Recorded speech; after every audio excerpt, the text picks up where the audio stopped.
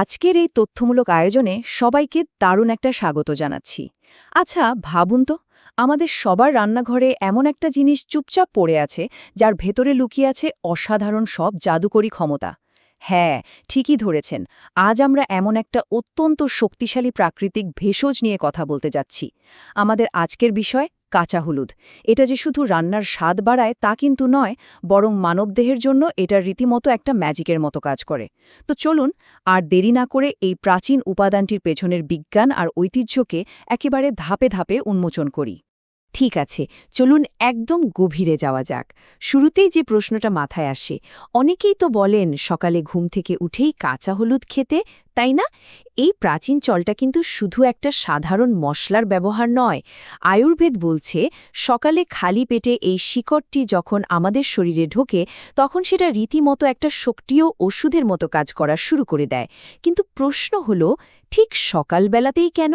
আর এটা শরীরের ভেতরে গিয়ে আসলে কি এমন পরিবর্তন আনে? চলুন এই উত্তরগুলোই আজ আমরা খুঁজে বের করি।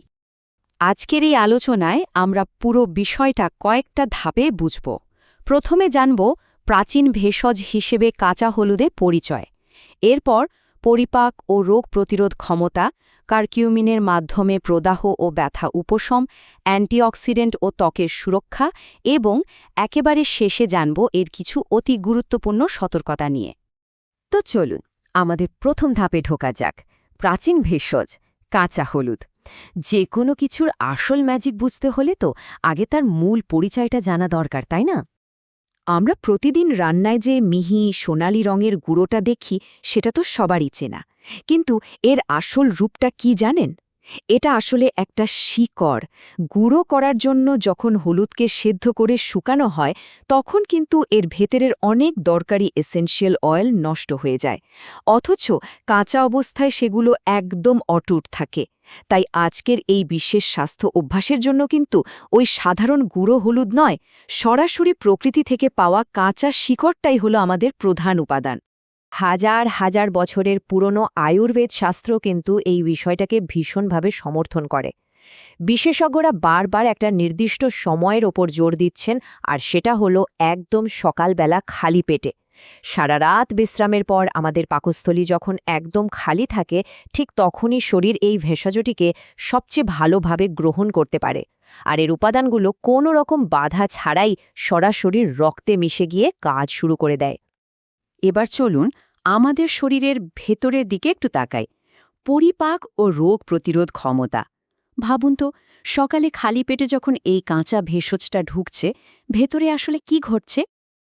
এখন এই স্লাইডের সবচেয়ে কৌতূহলোদ্দীপক বিষয়টা হলো খালি পেট কিভাবে হজম এনজাইমগুলোকে সক্রিয় করার জন্য একটা দারুণ ক্যানভাস হিসেবে কাজ করে।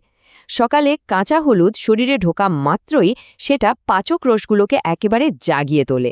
এর ফলে কি হয়, সারা দিন ধরে আমরা যাই খাই না কেন সেটা খুব সহজেই হজম হয়ে যায়।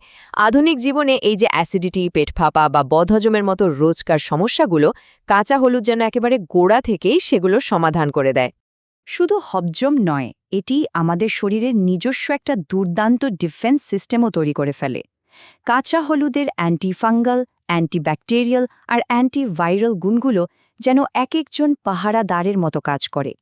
চারপাশের পরিবেশে যখন জীবাণু ছড়ায় বা ধরুন ঋতু পরিবর্তনের সময়, তখন শরীরের ভেতরে আগে থেকে তৈরি থাকা এই বর্মটি বিভিন্ন সংক্রমণ এবং সর্দি কাশির মতো রোগের বিরুদ্ধে শক্ত ঢাল হয়ে দাঁড়ায়। এতক্ষণ তো দারুণ সব উপকারের কথা জানলাম, কিন্তু এর পেছনের আসল হিরোটা কে?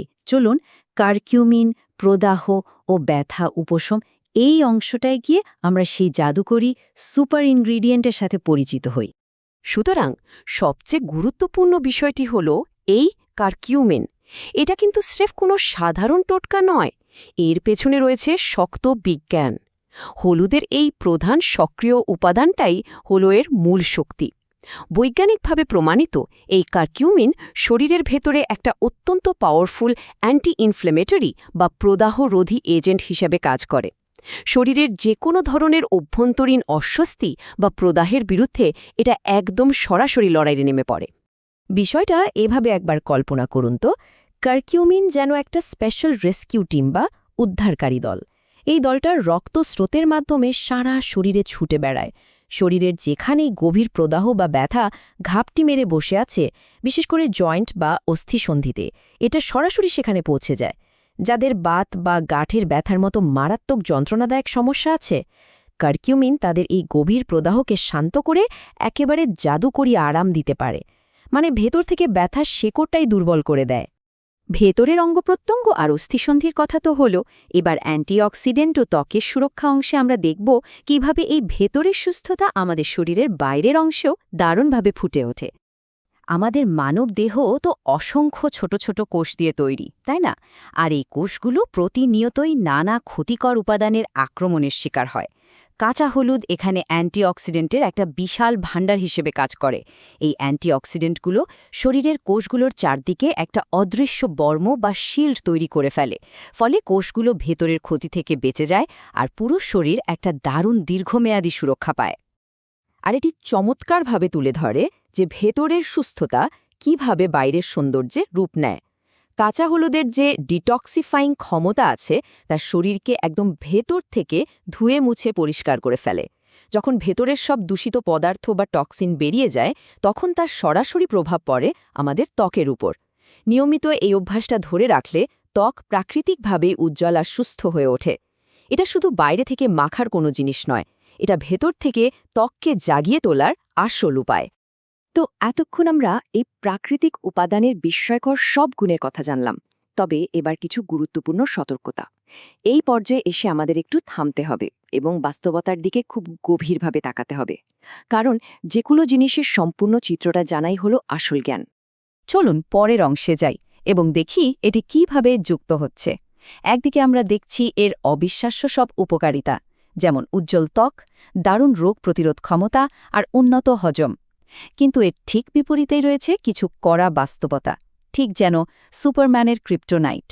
প্রকৃতির আশীর্বাদও কিছু নির্দিষ্ট ক্ষেত্রে বিপদ ডেকে আনতে পারে। যেমন ধরুন, গ্যাস্ট্রিকের মারাত্মক সমস্যা, পিত্তথলির জটিলতা বা কোনো দীর্ঘমেয়াদী রোগ থাকলে এই একই ভেষজ কিন্তু শরীরের জন্য অনেক বড় চ্যালেঞ্জ হয়ে দাঁড়াতে পারে। এই সতর্কবাণীটি কিন্তু অত্যন্ত গুরুত্বের সাথে মাথায় রাখা প্রয়োজন। যে কোনো প্রাকৃতিক উপাদানে খুব শক্তিশালী হতে পারে। বেশি খেলে বেশি লাভ, এই ধারণাটা এখানে একদমই ভুল।